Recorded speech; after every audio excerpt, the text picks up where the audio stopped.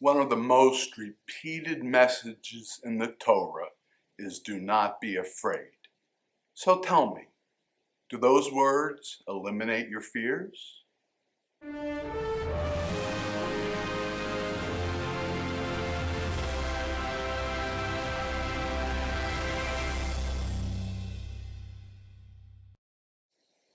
Shalom, my friends. Yes, the Torah does tell us not to be afraid. But if you are like me, there are indeed things you find frightening. So let's be honest. Fear is a part of life, and I'll go a step further. This video is in part self-exhortation. God never says there's nothing worth being afraid of. But we are assured we don't have to face our fears alone.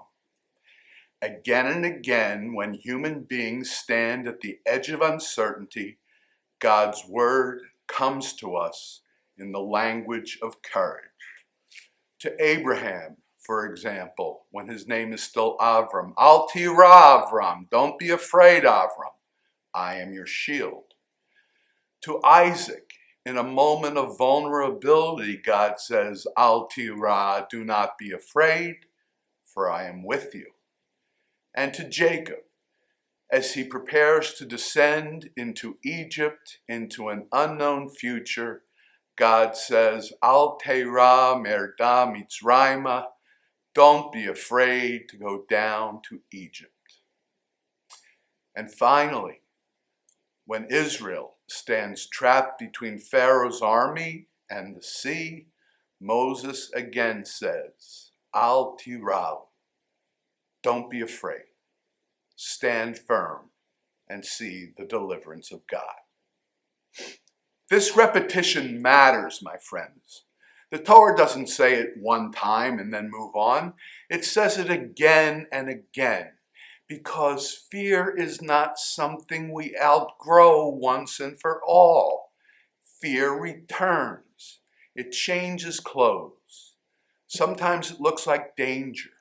Sometimes like failure, or rejection, or grief, even responsibility. And the Torah knows that. When the Torah says, do not be afraid, it's not pretending there's nothing frightening in the world. It's not telling us to be numb or naive or act invincible. In fact, don't be afraid only makes sense because there really is something to fear. Abraham had enemies. Isaac was surrounded by tension. Jacob was leaving the land that he knew. The Israelites were trapped between an army and an ocean. So do not be afraid doesn't mean there's no danger. It means fear does not have to rule you. And that distinction, my friends, is everything. Judaism does not ask us to deny fear. No. It asks us to decide what place fear will have in our lives.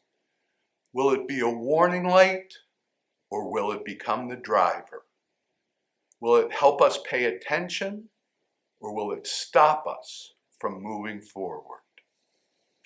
There's a powerful moment in the spy story in the book of Numbers. The Israelites are close to entering the land, but the spies return with a terrifying report, 10 of the 12. And they say, we looked like grasshoppers in our own eyes. And that sentence is so revealing. The problem was not only what they saw outside themselves, but what they saw inside themselves. They didn't only say, the challenge is pretty big. They also said, we are very small. Fear often works that way. It does not merely describe the obstacle. It shrinks the self. It tells us, you can't do this. You're not ready. You'll fail. You'll get hurt. You'll embarrass yourself. Better to stay put. Better not to even try. And sometimes fear is trying to protect us, and I think we should be honest about that. Not every fear is foolish. Some fears carry wisdom. Some tell us to slow down, to prepare, to get help, or to be careful. But others become cages. And when fear becomes a cage, the way out is often not around it, but through it. Sometimes the best way to handle fear is to confront it. Not recklessly, not all at once, not with false confidence, just step by step. The Israelites at the sea are a perfect image of this. They can't go backwards. They do not yet know how to go forward. And then God said to Moses, "Why do you cry out to me? Speak to the Israelites. Let them journey forward." What an astonishing command. The Sea of Reeds had not yet split. The path to freedom is not yet visible. And yet, the people are told, move forward. There are moments when courage does not come before the first step. Sometimes courage comes because you take the first step. We often imagine that brave people are people who do not feel fear. That's dumb. The Torah tells us that's not correct. Brave people are people who hear the words, "Do not be afraid," while they are afraid, but they still take the next faithful step. That's why the phrase is so often paired with reassurance. I am with you. I will bless you. I will not abandon you. The Torah's answer to fear is not self-reliance alone. It's not you're strong enough by yourself, so just stop being afraid. The Torah's message is you do not have to face your fears alone. And that matters deeply. Because when we face fear, we need more than slogans. We need presence. We need memory. We need community. We need God. And we need people. People who remind us who we are when fear has made us feel like grasshoppers. And that, my friends, takes practice. The Musar tradition in Judaism teaches that character is shaped through repeated action. Courage is not a mood we wait for. It's a muscle we strengthen. Each time we do the hard but correct thing, each time we speak honestly, each time we try again after failure, the fear loses a little bit more of its power. We might not become fearless. In fact, that might not even be the goal. What? The goal is to remain faithful in the presence of fear.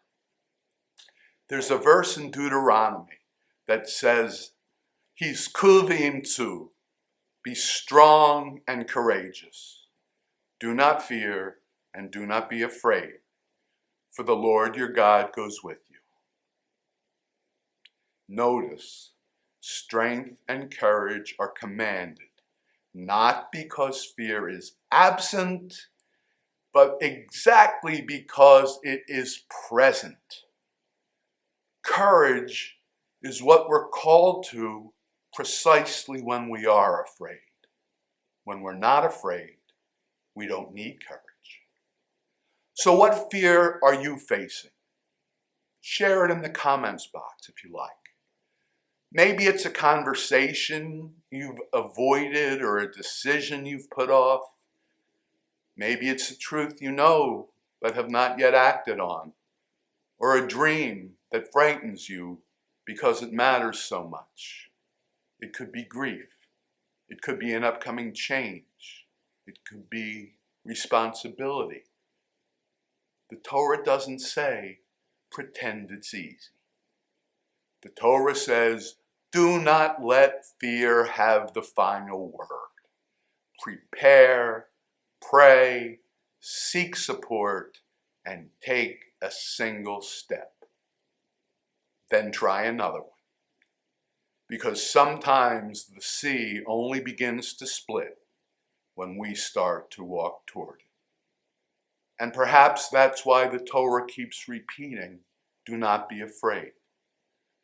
Not because one repetition is enough, but because every generation, every person, every heart, every soul needs to hear it again. Fear is real, but so is courage, and so is the presence of God.